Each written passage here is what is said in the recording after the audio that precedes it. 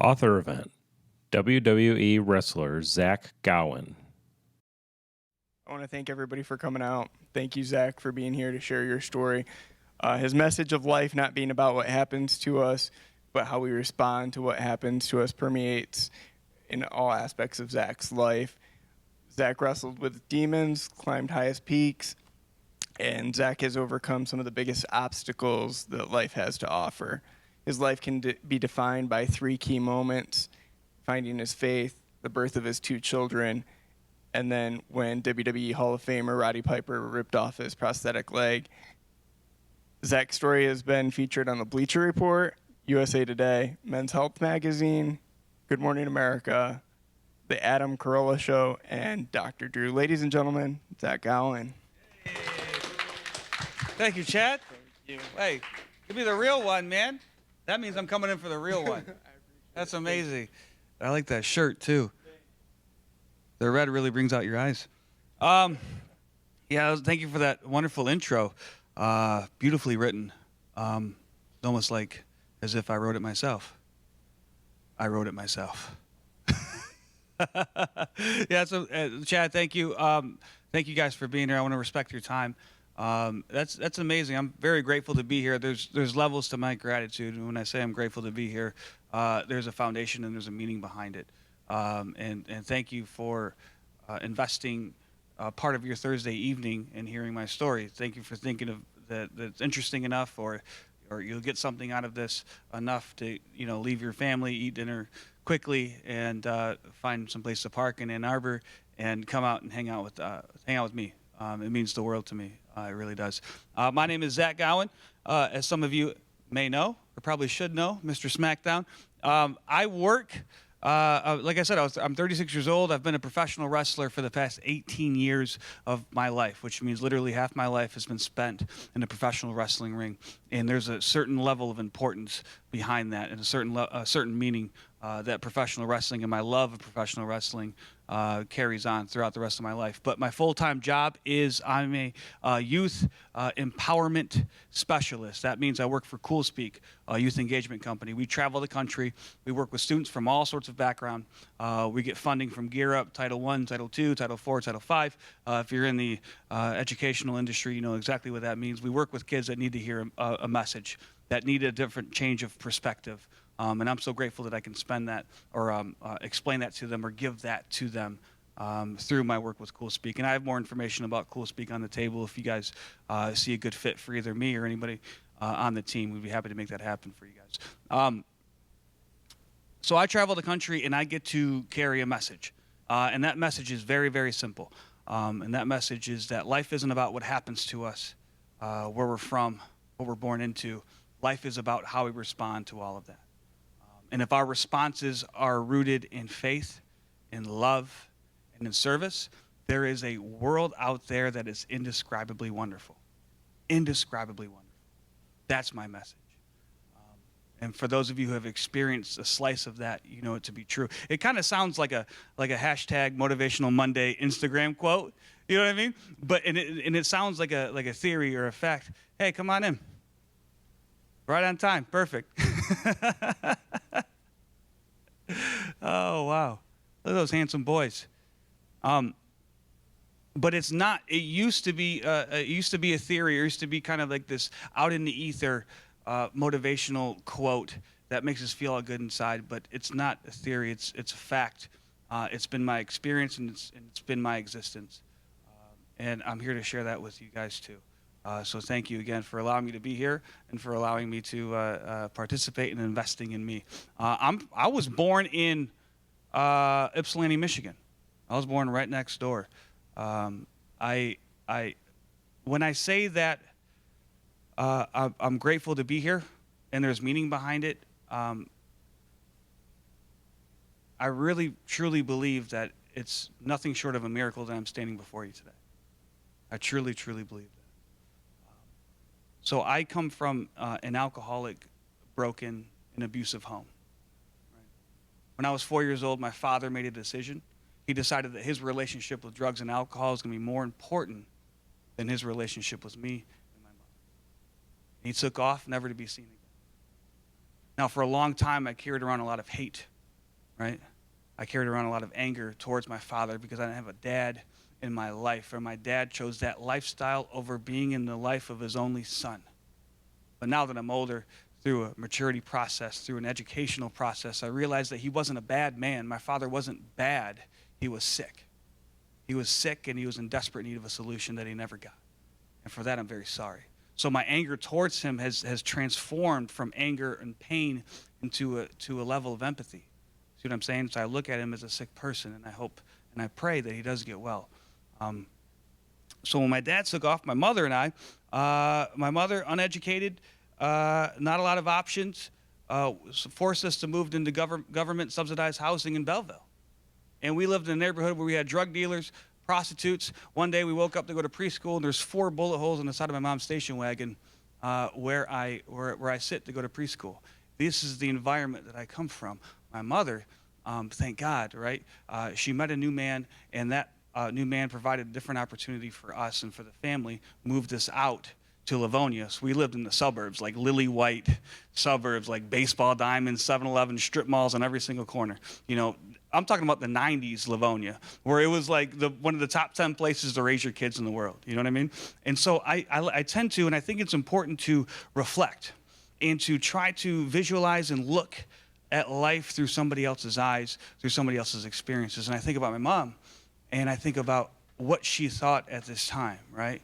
So she came from the chaos of my father. She came from the chaos of living where we lived in Belleville in the government housing, and then now she has a new relationship, right? Brings on new opportunities, a new a foundation for her son to grow up in Livonia, and one of the best school systems in the world. And I'm sure the outlook in her eyes was amazing. She's like, "Oh, this is it." She goes, whatever I went through before, that sucked, but now life is looking pretty good. But see, life doesn't care about what you think life is looking like. Not only of them can relate to that, life happens. Bad things happen to good people. It's about how we respond to that, right? What's the joke? When you make plans, God laughs, or something like that, right? And this is when I was 8 years old, life changed for us forever. When I was playing soccer at recess, and a soccer ball collided on my left knee, sprained my knee, and over the course of the next 7, 8, 9 months, my leg would never heal. In fact, it got worse and worse and worse, and we couldn't figure out what was wrong. We couldn't figure out why I was in so much pain. We couldn't figure out why I couldn't get better. Until they did a battery of tests, and the results came back, and the results were conclusive. The reason why my leg broke in the first place, and the reason why it never healed, was because of a tumor growing on my femur. At 8 years old, I was diagnosed with osteogenic sarcoma, which is a rare form of pediatric bone cancer. And it was scary.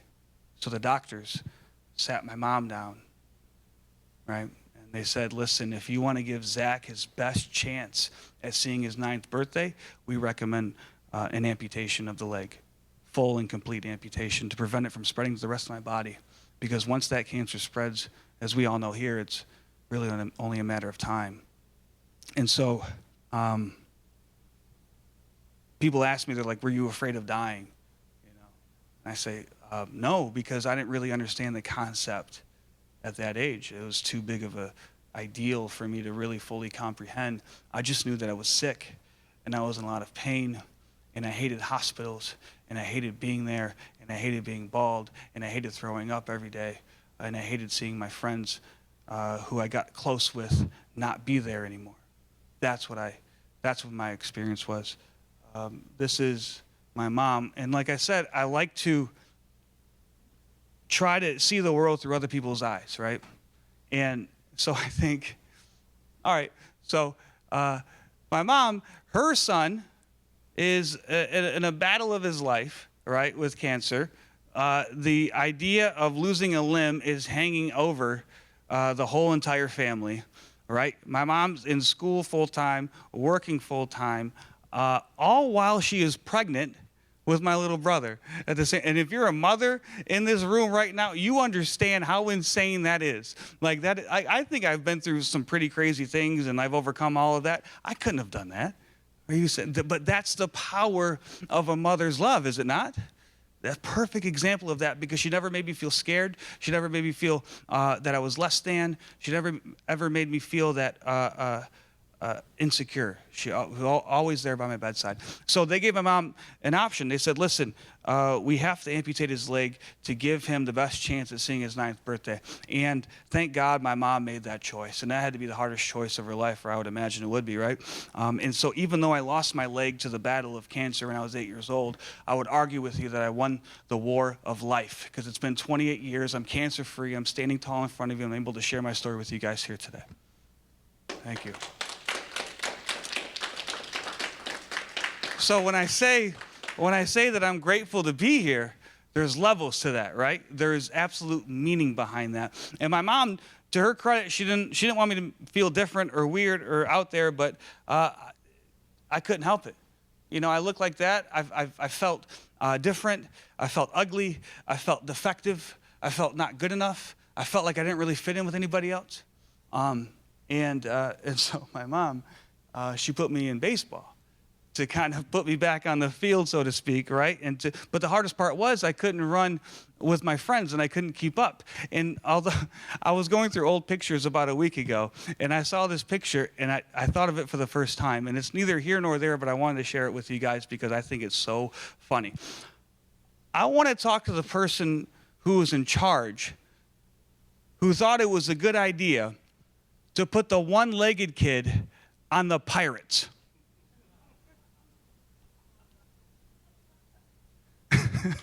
Who thought that, like, hey, come on in. Who thought that would be that wouldn't fly in 2019. Like, in the age of social media, and like, good job, Zach, you got an RBI. Like, you put a pirate on my shoulder or something? Like, come on, that wouldn't fly. Anyway, I just thought it was funny. I wanted to share with you. But I still had those feelings, right? Because, I mean, 2 years of baseball, I stepped up to the plate every single time, and I struck out every single time. I didn't even make contact with a ball. 2 weeks after my amputation, January 17th, Mike, so you can check this. January 17th, 1992, they let me out of the hospital for the first time. 2 weeks of living in that hospital bed for the longest time. They let me go home for the first time after the amputation. I was over the moon. I was excited because I was sick of the smells. I was sick of the food. I was sick of throwing up all the time. Like, I just wanted to go home. And as a welcome home gift, my grandmother, knowing that I was a huge wrestling fan, she ordered the WWF Royal Rumble 1992 pay-per-view. Are you guys familiar with the Royal Rumble 1992? You see, thank you. And this is why I'm here, right? For those of you unfamiliar with the WWF Royal Rumble 1992, this was the most historic event. Like, it was the first event Ric Flair won his first WWF Heavyweight Championship. Highly regarded as one of the best events from start to finish ever produced by WWE. It absolutely monumental, more so than many of the WrestleManias. But more importantly than that, for those 3 hours that I engaged in the Royal Rumble 1992, I didn't feel the pain of having cancer, right? I didn't feel the pain of not having my leg. I didn't feel the anger of my dad not being around. Once I tapped into the magic that is professional wrestling, all of that go away. And if you can relate to that, you know exactly what I'm talking about, right? All of that. When that was the power of professional wrestling. I became obsessed with wrestling to the point when I was 16 years old, anybody who asked me, what do you want to be when you grow up? What do you want to be when you grow up? I will tell them all the exact same thing. I don't care if it was my mom. I don't care if it was my teacher, counselor, the checkout lady at Walmart. It didn't matter. If you asked me what I wanted to be when I grew up, I'd tell them all the exact same thing. When I grow up, I'm going to be the world's first one-legged WWE superstar. That's what I'm going to be. What do you think people said when I said that?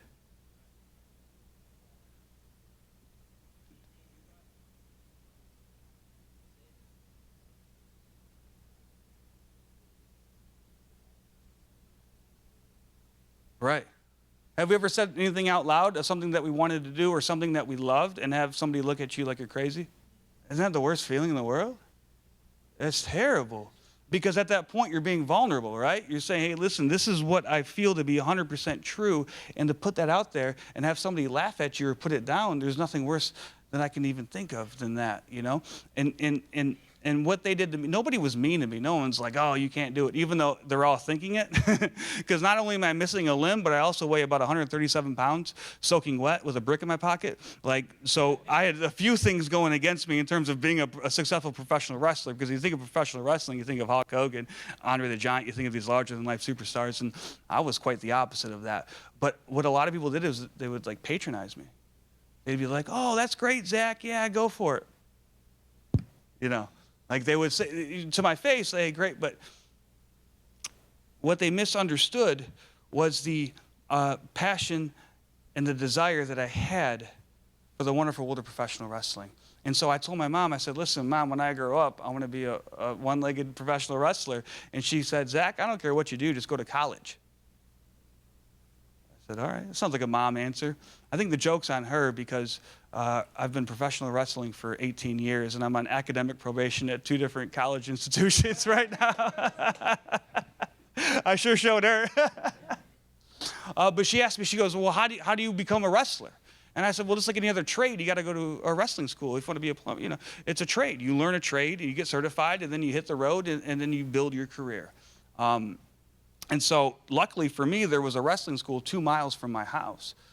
So I went to this wrestling school, and you have to understand this.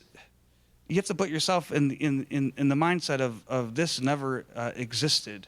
A handicapped wrestler never existed before this moment, and I understood that. And I also understood that if I went to this wrestling school, there was a chance that the person running the wrestling school wouldn't allow me to train. Because of the risk involved, because of, you know, what if he gets hurt with bad press, the guy with one leg, are we exploiting him? A number of things, right? And so I was smart enough, and I've been a little conniving throughout my years. I went to the school a week before the first day of class. And when I walked to the school for the first time, I wore pants. So I wanted to hide the fact that I had one leg. I didn't want to let them know that I had one leg, right? And so I also had a cane, too, to minimize my limp. So you couldn't tell that there was something really wrong with me. I told them it was a sprained ankle or something. It'd be fine by the next week. And I also paid my entire tuition in cash up front. And the guy was like, oh, that's amazing. Thank you. You're so enthusiastic about being a wrestler. I said, yes, sir. And he goes, come back next week. I said, yes, sir. Because I knew that once they found out I have one leg, there was less chance of them kicking me out because they had all of my money up front and in cash. You see what I'm saying? I was giving myself the best sometimes in life we got to figure out, put ourselves in position to get the best opportunity with the results that we need, right? And so I did that. But see, now here's the moment of truth, because it's my first day of wrestling school, and I'm sitting there, and they clear out the ring, and they say, all right, Zach, get in the ring. But here's the thing. When I wrestle, I take my prosthetic leg off. And people ask me all the time, like, well, why do you take your leg off? The answer is simple. I'm much more balanced, agile. I'm much quicker without my leg on. It just kind of gets in the way. And I wrestled in high school without my leg on, and I was pretty moderately successful as a wrestler in high school. And so, moment of opportunity, right? He goes, Zach, get in the ring. And I'm sitting there with my shorts and my leg on, and I have to take my leg off, and I have to hop into the ring, right? And so I'm like, shoot, it's that like Eminem mom spaghetti moment, dude. You know what I mean? Like, it's like now or never, dude. My heart is like, boom. And so I'm like, all right, my head's down. I pop my leg off. I take it off. And then I put my knee pad on, and I look up, and it's like everybody is frozen in time. You know what I mean? It's like a scene out of the movie where the party happens, something happens, and the record gets scratched off, and all of a sudden it's like all eyes on me, and it's insane. And so I'm frozen too, because I'm like, are they going to laugh at me? Are they going to tell me to leave the wrestling school? Like, this is what I've been working towards my entire life, literally for this moment, to get into this ring. And the trainer, God bless him, the trainer, Brian Shotwell, he looked at me, and he looked down at my shoe, my amateur wrestling shoe. And he said, he goes, is that an amateur wrestling shoe? And I said, yeah. He goes, He goes, did you wrestle in high school? I said, yeah. He goes, He goes, good. All of my best students wrestled in high school. Get into the ring. See what I'm saying? If it wasn't for that generosity or whatever adjective I'm looking for, if it wasn't for him opening the door and making me feel comfortable and allowing me to get into the ring, none of this right here is happening right now. So when I say I'm grateful to be here, there's levels to that, right? And I slid into the wrestling ring for the first time in my life, and I stood up, and I felt like I was exactly where I was supposed to be at that moment. And I never felt that way before until that moment in the wrestling ring. And I still get that exact same feeling 18 years later, half my life, the opportunity to step foot, pardon the pun, into a professional wrestling ring. That's awesome. That's amazing. And wrestling training came easy. People ask me, they're like, oh, how do you wrestle on one leg? How do you wrestle on one? My answer to that is simple. I don't know. I've never wrestled on two. I cannot compare. I just do it. I have the passion. I have the desire. I have a certain athletic ability, certain balance, whatever it is. I have, when I can't figure something out, I love trying to work my way around it to make it make sense for the art of professional wrestling. And my passion, as you guys know, has been rewarded. Miracle after miracle after miracle has happened for me. The first of which is January of 2003, literally 8 months after I had my first match, I get a phone call that changed my life forever. It was a cold January morning, and I'm sitting in my pajamas. I'm 18 years old. It's those long pajamas with the feet on them. You know what I mean? The zipper all the way up. And so I'm in my pajamas and I'm watching cartoons because that's what 18-year-olds do in Michigan. And I'm eating my bowl of Lucky Charms. Just the marshmallows, though. Just the marshmallow. I don't know why they even have those whole grains in the dang box. Nobody wants them there. Nobody asked for them to be there. We only buy it for the marshmallows.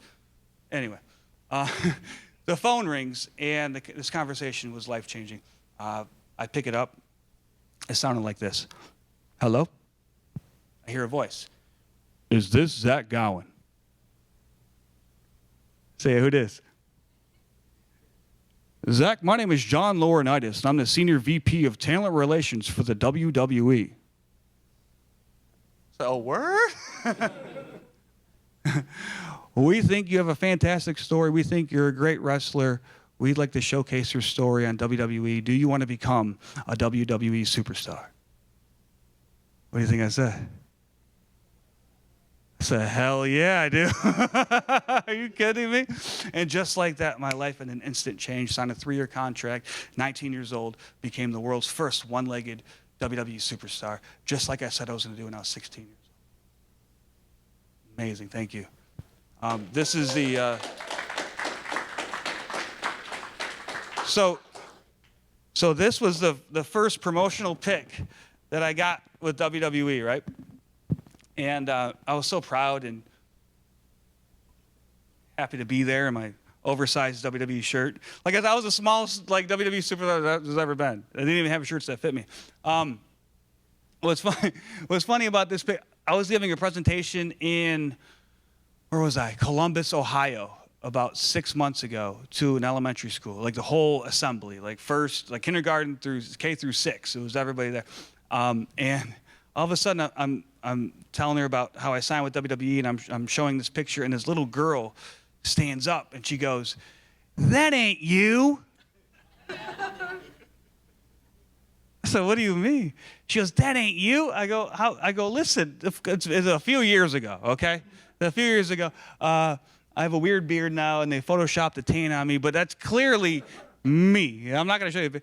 She goes, "That ain't you." I go, "How is that not me?" She goes, "That can't be you." I said, "Why?" She goes, "Because the guy in the picture is cute."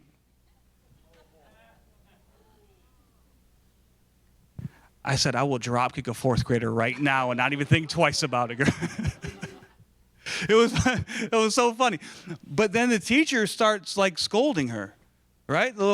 And I said, no, don't. I go, that is hilarious. I go, that is rare to see a fourth grader that quick and to have that kind of courage and guts to stand up in front of everybody and crack a joke like that. I go, we have to see a lot of the times, especially with kids, is that we see like this, we want to like bottle it or put it in a box, right? The passion or talent or ability that kids have, and we want to put it so we can keep moving along the chain. But for me, something like that little fourth grade girl, like to me, that was something that needs to be exploited. It needs to be nurtured and fanned so it can grow. Who knows? You know what I mean? What can happen with someone that smart and that quick and that funny? And so the teacher was yelling at her, then I yelled at the teacher, and all the kids like that, right? So it was funny. Anyway, so I'm a WWE superstar, and I'm traveling the world, and I'm wrestling, and I'm on TV with all of my heroes, right? Hulk Hogan, Vince McMahon. I'm one of 5 wrestlers to wrestle on pay-per-view against Vince McMahon. And let me tell you this. If you all know Vince McMahon, right? The CEO of WWE. If you ever get the opportunity to punch a billionaire in his face as hard as you possibly can, do it. Because it's a lot of fun. I got to wrestle a guy by the name of John Cena on SmackDown. And that was amazing. One of my biggest moments, though, and this is so cool that I'm here in Arbor, and I'm from the area, is that I got to wrestle at Joe Louis Arena, which is amazing. Like the hometown, the arena I used to go to watch WWE events, I'm now performing with that exact same company. Not only that, but in front of all my family and friends and people that have supported me along the way. My mother is front row. My little brother is front row. That was the good news.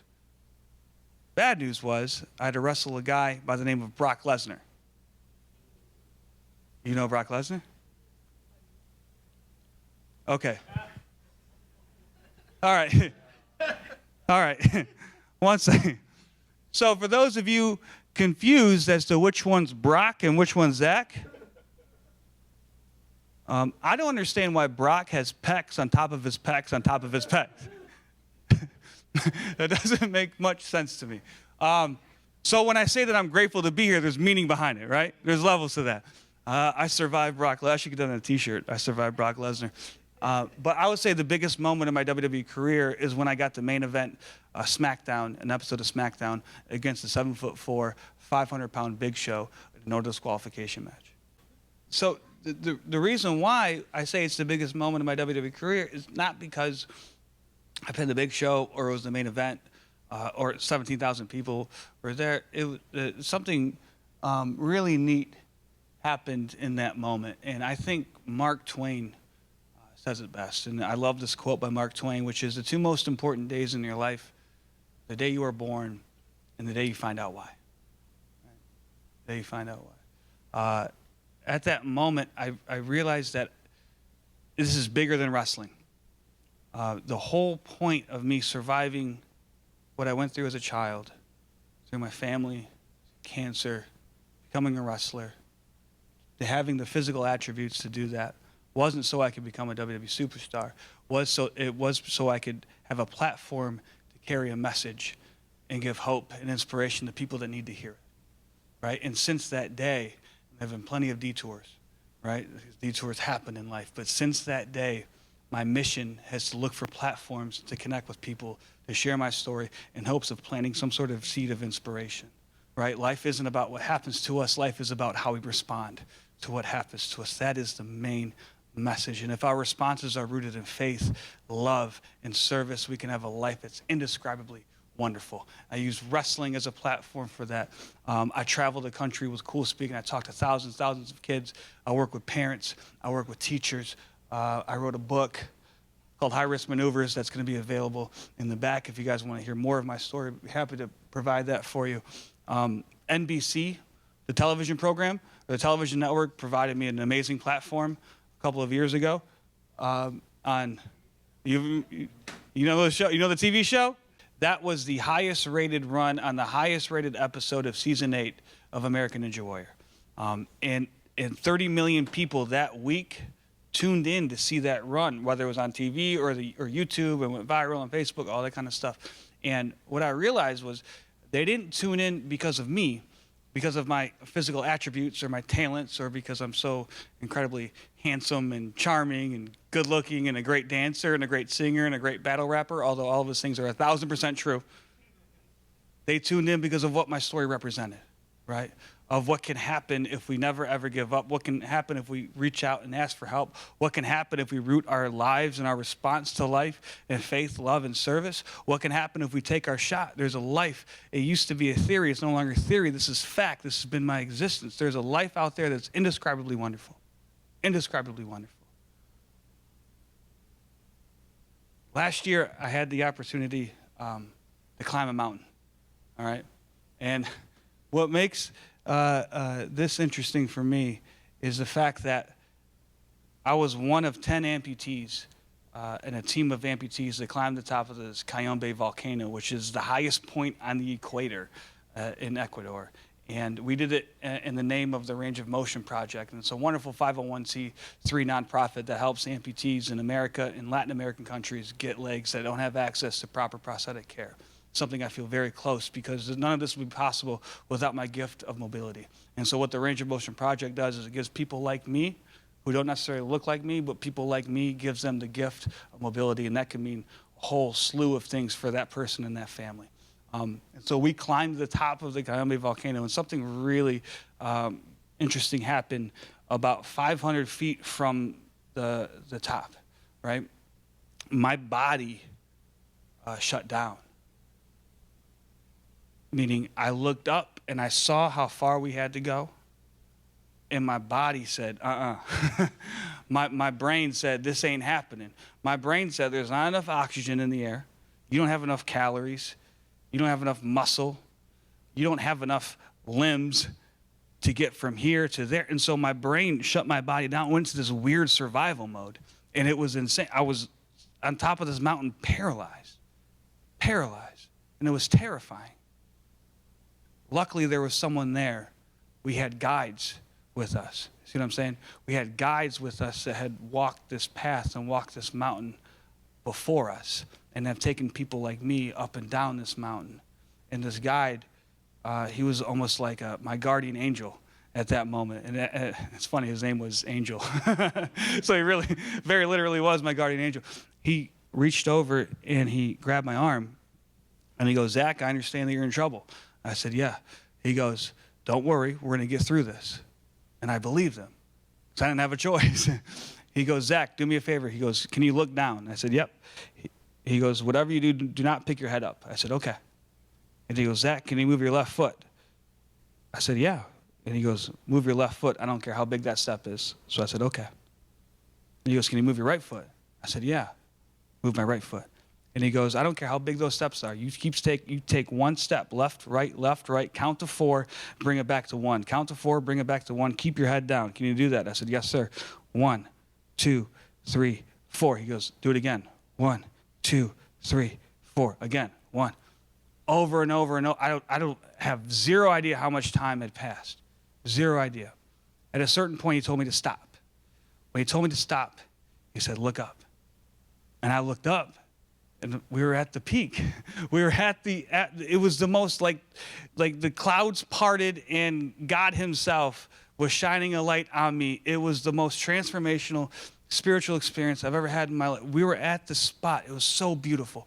We were at the spot that even my own brain told my body that I couldn't do.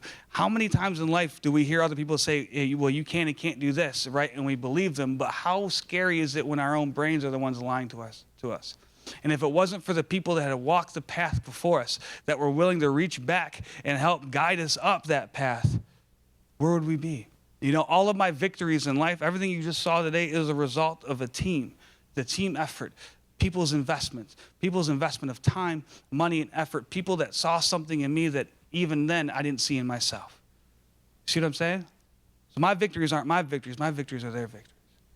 And so now, since I've been up that mountain, I have a sense of obligation and a sense of duty and a sense of responsibility to reach back and help the next guy get to the top of the mountain. To me, that's what life is all about. Life isn't about what happens to us. It's about how we respond to what happens to us. My life is living proof of that. That has been my experience. That is my existence as I know it today. Thank you guys for allowing this platform, allowing me to share my story with you guys. It means the world to me. Thank you.